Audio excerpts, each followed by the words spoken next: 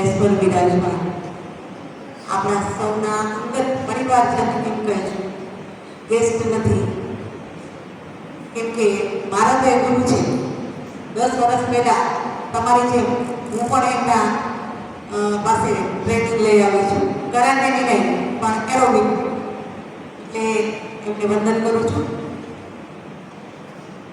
International personality કહી શકાય. આપણી વચ્ચે બહુ સરળતાથી આપણા નાના ગ્રુપમાં વચ્ચે આજે ઉપસ્થિત છે. પણ હું કહીશ કે એવા યુવાન સતત કાર્યશીલ, ખરા અર્થમાં સ્વામી વિવેકાનંદના શબ્દમાં કહેલું ખરા વીર ભારતના એવા વીર છે, કર્મઠ છે.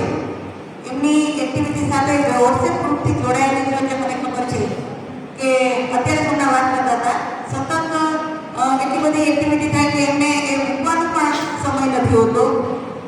એવા international personality, black belt champion, અને હમણાં જ એમને ગુજરાત રાજ્ય યોગ બોર્ડે જિલ્લાના યોગ કોર્ડિનેટર તરીકે નિયુક્ત કર્યા છે. વાડભાઈ તો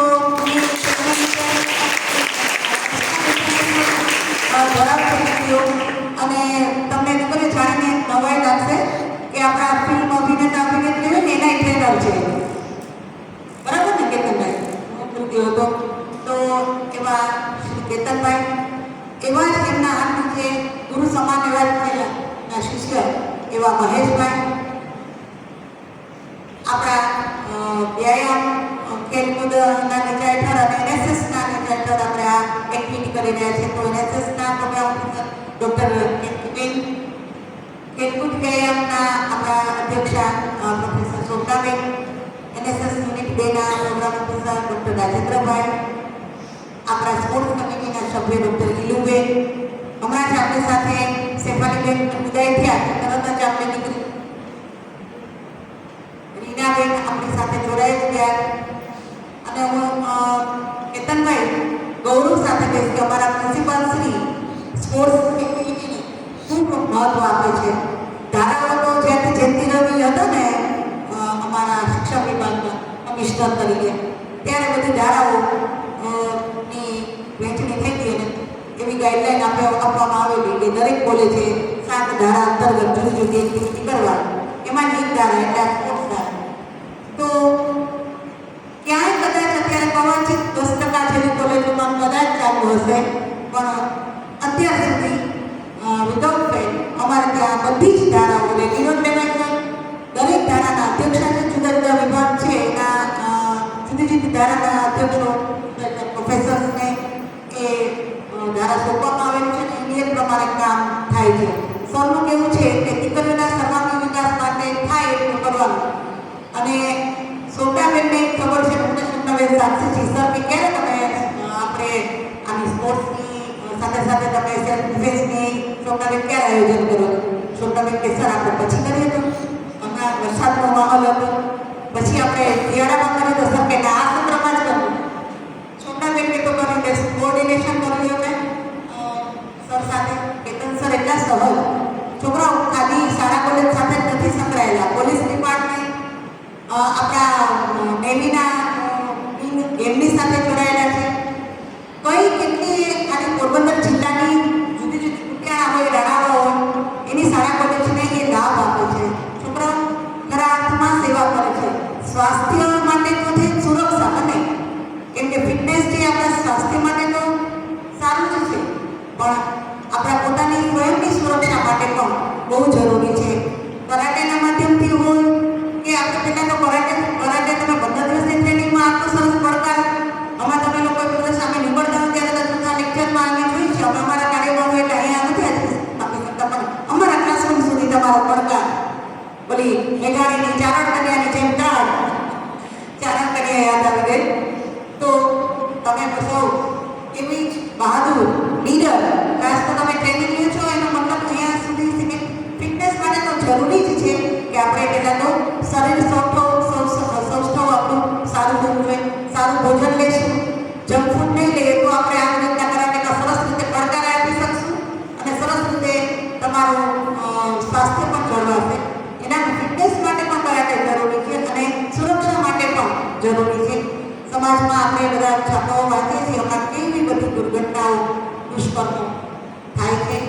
આપણા ચહેરાના હાવભાવ ખાલી એટલું આજના દિવસે એટલું કહીશ કે દીકરીઓ સૌથી પહેલાં તો નિર્ભય બનવાનું છે, નિડર બનવાનું છે. નિર્ભયતા પહેલાં આવશે, પછી બીજો આવશે આત્મવિશ્વાસ. તમારામાં પોતાનો સેલ્ફ કોન્ફિડન્સ હશે કે હું કોઈથી ડરીશ નહીં, કોઈ ડરાવશે તો એકેય તત્વોથી હું ડરીશ નહીં. અને પ્રતિકાર કરવાની શક્તિ, આત્મબળ હશે તો જ આવશે. અમે વિચારે છે આમાં અમે ન કરી શકીએ, આજ બીજા કોઈનો અમે સામનો ન કરી શકીએ, એવું નહીં. આપણા હાવભાવ જેવા હોવા જોઈએ કે આપણે બીજા કોઈને આપણા ફેસના એક્સપ્રેશન પરથી પહેલાં તો પાડી દઈએ. છોકરાઓ, મહારાણા પ્રતાપ એક ટાળ નતો ને, 2 લાખની સેના હતી મોગલોની, એની સામે મહારાણા પ્રતાપે એક ટાળ નાખતા ને તો 2 કદમ પાછળની સેના હોય છે. છોકરાઓ, ઝાંસીની રાણી લક્ષ્મીબાઈ, મહારાણા પ્રતાપ, એવા અનેક વીરો અને વીરાંગનાઓ. દુર્ગાદેવીને યાદ કરીએ આપણે, રાજસ્થાનના નાના રજવાડાના રાજવી પરિવારના પુત્રી, સશક્ત હતા. અને કેતનભાઈ, આપણે જાણો છો અમારે ત્યાં તો 5મા ધોરણથી દીકરીઓ સામેના વિભાગથી લઈને અહીંયા સશક્ત બનાવવા માટે લાઠી સોટાલેને કેટલી બે અહીંના જ વિદ્યાર્થીને એટલે ત્યારે તો તીરંદાજીને લાકડીઓના હતા અમે પણ અમને નિરાશામાંથી આશા મૂકી રહ્યો સર આપના દ્વારા આપની એક્સ્ટ્રીમ ફિટનેસ જે કાર્ય કરે છે, ખરેખર છોકરાઓ એકવાર આદરથી જોરદાર કાર્યોથી આપણે